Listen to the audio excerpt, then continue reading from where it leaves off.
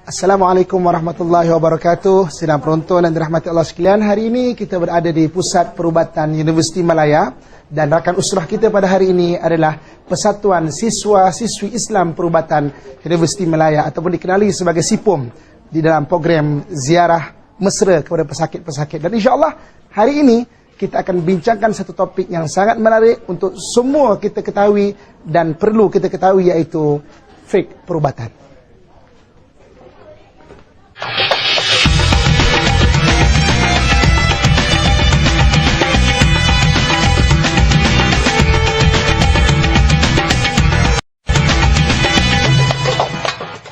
Dan penonton sekalian dan rakan usrah sekalian, alhamdulillah, syukur Allah Subhanahu wa taala. Hari ini kita akan berbicarakan mengenai fik perubatan. Jadi bagi tujuan rujukan kita ada buku iaitu terapi ayat-ayat suci, terapi Al-Quran untuk hidup sihat. Jadi walaupun kita bicarakan mengenai fik perubatan ni, tetapi kita rujuk juga beberapa buku Al-Quran apakah yang dibahaskan oleh Allah Subhanahu wa taala dan hadis Nabi sallallahu alaihi wasallam mengenai tentang perubatan ini. Jadi sebelum kita mulakan lebih lanjut lagi, kita mungkin nak kongsikan lah. Mungkin kita tak pernah dengar ada fik perubatan, tak pernah dengar pun kan. Jadi sebenarnya kita nak bincang apa makna fik sebenarnya. Fik adalah satu perkara yang dibahaskan di bawah lembayung Al-Quran ataupun hadis. Itu dinamakan fik. Jadi apa-apa yang berada dibahaskan melalui Al-Quran hadis itu adalah fik.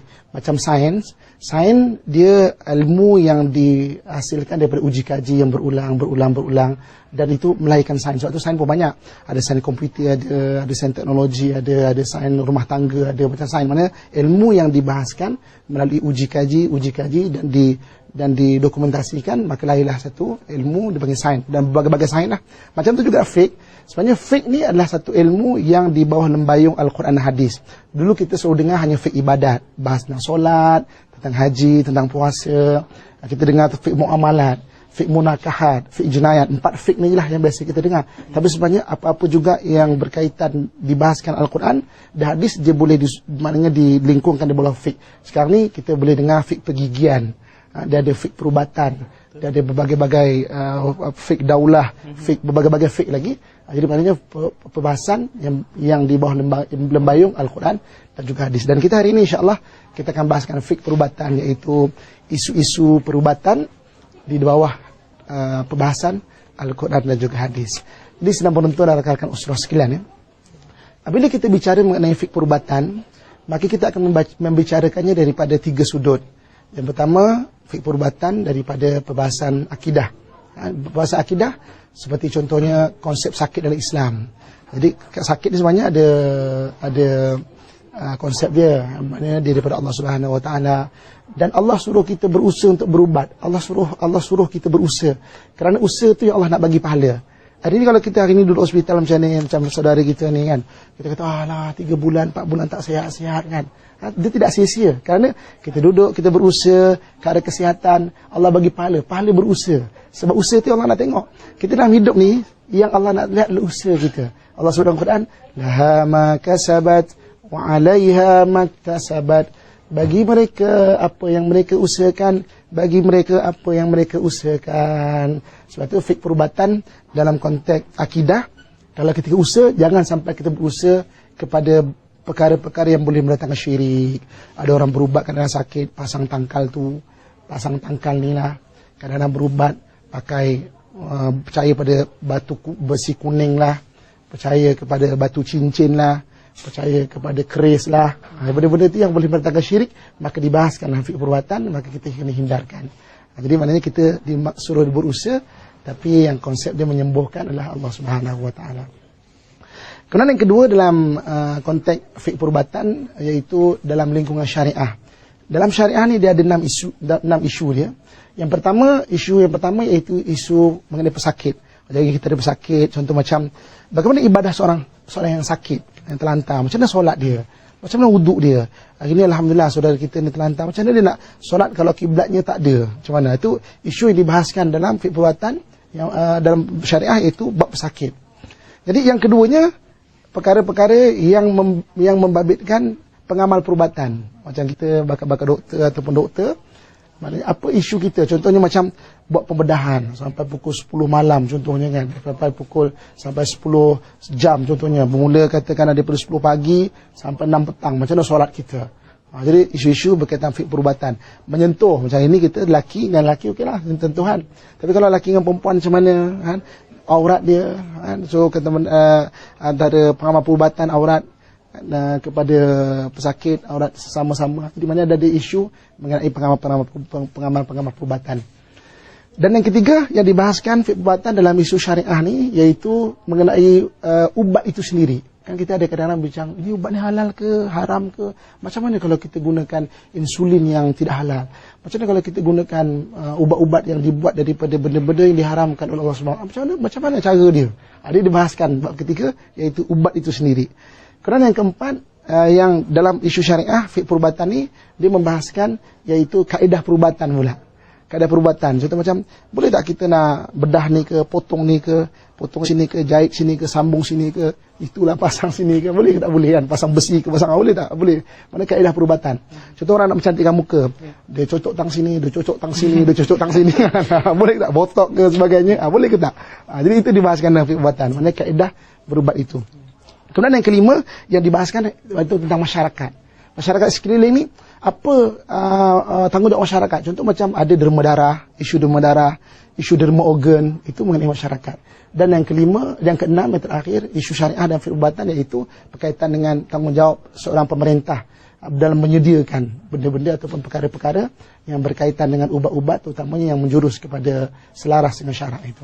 Jadi kita dah jelas daripada sudut syariah dan isu-isu perubatan. Jadi kita dah bincangkan isu fiqh perubatan dalam akidah, isu fiqh perubatan dalam syariah, iaitu ada 6 isu dia. Dan kita akan bahaskan lagi isu fiqh perubatan dalam akhlak pula sedikit, sebelum kita bahaskan lebih dalam lagi tentang isu-isu perubatan yang mungkin kita memang banyak tertanya-tanya, persoalan itu dan ini berkaitan dengan kita sebagai pesakit atau pengamal perubatan. Jadi untuk itu kita jumpa selepas ini.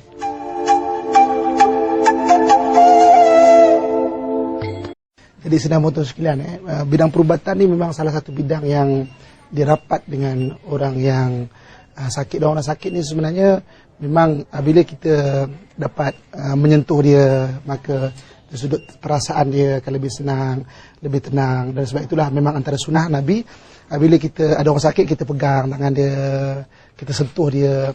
Dan yang penting kita bagi semangat pada dia.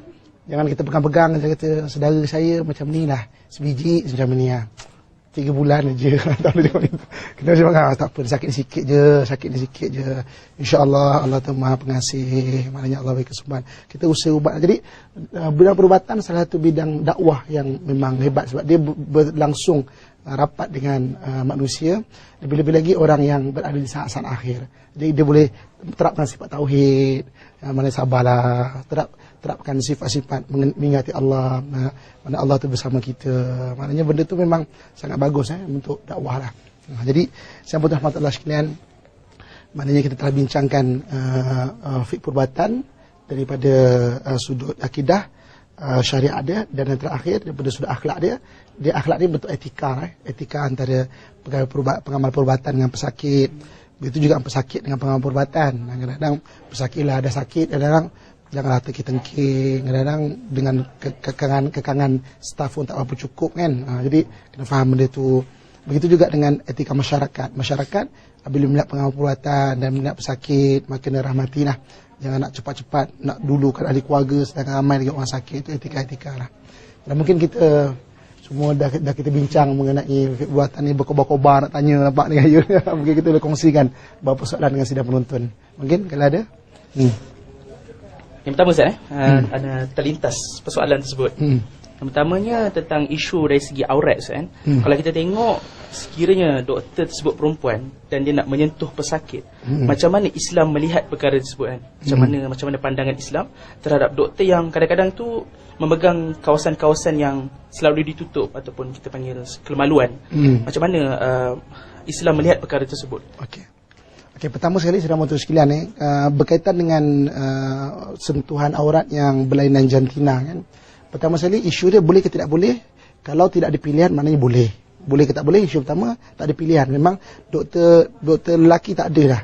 kan, maknanya dah ke lain, tak cukup doktor, hanya doktor perempuan saya terpaksa buat, boleh ke tak boleh? Boleh. Kaedah macam mana? Kaedahnya sekadar kadar perlu. Maksudnya kalau anda kata terpaksa pegang tempat-tempat yang aurat ataupun kemaluan sebagainya, sekadar kadar perlu. Tak boleh pula buka cepat sikit. Nah, membawa sikit lagi tak boleh. Maknanya sekadar kadar perlu. Maknanya sekadar perlu-perlu dia kita bukalah, buatlah sekadar kadar yang perlu. Jangan dan ramai kadang-kadang bila iman tak ada dan ambil kesempatan kadang-kadang. Kalau yang perempuan berlelaki tak apa, kadang-kadang antara pengamal puratan yang lelaki kepada orang perempuan. Dan sebab itulah iman tu penting dalam mengawal apa saja kehidupan kita ni. Sebenarnya. Satu lagi Ustaz, kalau macam kita tengok ward gynecology yang melibatkan perempuan mengandung dan melahirkan anak, kita tengok lebih ramai di sana doktor-doktor lelaki. Okey, kita tengok doktor lelaki lebih cenderung kepada mengambil special pengkhususan doktor mereka dalam bidang ONG ataupun bidang sakit puan. Macam mana Islam, adakah golongan wanita, doktor-doktor wanita ni, dia ada satu, ataupun macam mana Islam melihat golongan wanita tersebut dari segi peranan mereka? Adakah mereka diharuskan ataupun menjadi satu kewajipan fardu ain ke atas mereka untuk mengambil pengkhususan dalam ONG tadi? Jadi rakan usrah dan saudara sekalian ni, hukum pelajari ilmu ni dah ada 4. Yang pertama, hukum pelajari ilmu adalah fardu ain. Fardu ain ni semua kena belajar. Tak kira dia bodoh ke, pandai ke, cerdik ke, berpangkat ke, kaya ke, miskin, semua dia kena belajar. Jadi apakah fardu ain? Iaitu perkara-perkara yang membahaskan rukun iman dan rukun Islam. Semua kena bahas. Yang kedua dipanggil fardu kifayah. Fardu kifayah ni bidang-bidang yang lain lah. Contoh bidang perubatan, bidang ekonomi, bidang undang-undang, bidang pendidikan, itu fardu kifayah. Orang tua-tua kita dulu kata fardu kifayah ni seorang buat, yang lain tak payah. Kan? Okay. Yang ketiga disebut sebagai fardu kifayah aini. Fardu kifayah aini ni apa? Satu bidang fardu kifayah yang kita telah menceburinya dan kita tu sebagai wakil orang Islam. Maka fardu kifayah aini, mana wajib tu terletak di bahu kita untuk belajar betul-betul. Macam contoh adik-adik bakal doktor di sini mengambil bidang perubatan, tak boleh belajar main-main. Sebab walaupun perubatan anda fardu kifayah, tapi anda orang yang telah menceburi bidang ini, bermakna fardu kifayah aini bagi anda untuk belajar betul-betul. Kalau anda belajar main-main, berdosa anda. Sebab anda adalah wakil orang Islam. Sebab tu macam balik pada soalan daripada Hatim tadi, macam mana peranan seorang muslimah doktor perempuan? Maka kalau dia dah cebur bidang tu, memang dia kena cebur dan menjadi kewajipan untuk memenuhkan fardu kifayah ini, ataupun bagi dia tu dah masuk fardu kifayah aini, maknanya wajib bagi dia. Bagi saya yang bidang perundangan Islam ni, maka fardu kifayah bagi saya untuk pelajari fardu kifayah untuk bidang perubatan. Tapi bagi anda yang telah menceburinya, maknanya fardu kifayah aini, maknanya wajib bagi anda menceburinya. Dan yang keempat, hukum pelajari ilmu itu harus, iaitu ilmu-ilmu yang berkaitan dengan yang benda boleh memudaratkan. Ilmu sihir contohnya kan, hukum tak tahu tak apa, harus, tapi mengamalkan haram. Jadi kita ada soalan lagi yang boleh kita kongsikan. Okey Ustaz, daripada apa yang kami belajar berkenaan dengan ubat ni, ada kandungan ubat tu dia mengandungi unsur-unsur yang dikatakan dalam Islam ni haram. Jadi bagaimana penggunaan ubat ni untuk diberikan kepada pesakit? Okey, dalam kaedah fiqh ada disebut sebagai ad-darar yuzal, maknanya kemudaratan tu hendaklah dihapuskan.